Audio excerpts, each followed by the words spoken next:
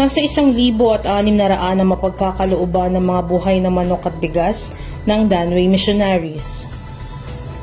Tuwang-tuwa ang mga tao sa pagdating ni Engineer Danilo Bailon at meron pa nakipagpaligsahan sa pag-inda kay Bailon, kaya't ganado ang mga mamamayan ng Barangay Atlu, Bolab, Mabalacat, Pampanga sa pagdating ng mga bisita. Nakisabay din sila sa awitin ni Among Ed Panlilio. Sa Santa Maria, Mabalacat, Pampanga ay nasa 1,400 na mapagkakalooban ng Danway Missionaries na mga libreng bigas at manok sa mga mamamayan nito.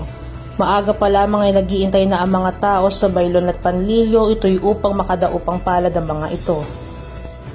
Naging bahagi rin sina BM Pastor Joel Cruz, Konsehal JD Cruz at Konsehal Carlo Dizon.